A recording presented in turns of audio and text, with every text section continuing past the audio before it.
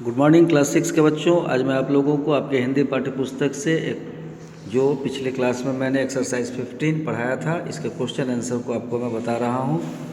अब देखिए कि क्वेश्चन आंसर में क्या है।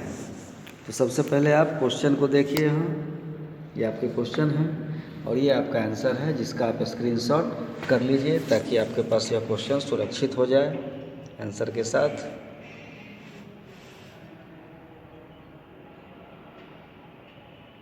उम्मीद है आपने स्क्रीनशॉट कर लिया होगा। अब देखिए तो आप इसको क्या है यह। सबसे पहला प्रश्न है, महंत जी ने अंधेर नगरी में रहना क्यों उचित नहीं समझा। महंत जी ने अंधेर नगरी में रहना क्यों उचित नहीं समझा। ऐसा इसलिए, अब देखिए आंसर क्या है। ऐसी नगरी में रहना उचित नहीं जहाँ सभी वस्तुओं के दाम बराबर हो, वहाँ कुछ भी अनिष्ट हो सकता है, अतः महंत जी अंधेर नगरी में रहने से इनकार करते हैं। हो गया। दूसरा प्रश्न है, गोवर्धन अंधेर नगरी को छोड़कर क्यों नहीं जाना चाहता था। महंत जी का चेला शिष्य गोवर्धन यह सोचता था कि दिन भर भिक्षाटन करने पर भी भरपेट भोजन नहीं मिलता, किंतु यहाँ तो 1 टके में ही भरपेट भोजन मिल जाता है, अतः वह यहाँ से नहीं जाना चाहता था। उसके बाद फरियादी ने राजा से क्या फरियाद की।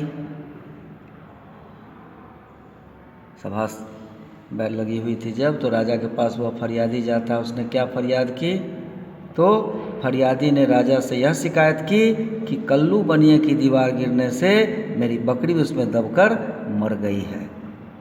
इसके बाद फिर चौथा प्रश्न है, सबने अपनी गलती का कारण दूसरे को बताया, एक एक सबके कारण लिखो।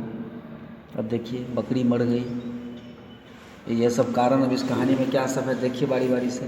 तो दीवार गिरने से बकरी मर गई, कारीगर ने दीवार ही खराब बनाई, दीवार बनाने के लिए गारे में चूना अधिक दिया मिलाया, भिस्ती ने चूना खराब दिया, चूने में पानी देने के लिए मशक कसाई ने बड़ी बनाई, कसाई ने कहा हम भी पैसे कम ही पैसे में मुझे बड़ी भेड़ गरड़िये ने बेच दी, गरड़िये ने कहा कोतवाल की सवारी के कारण घबराहट में मैंने छोटे बड़े का होश नहीं रखा।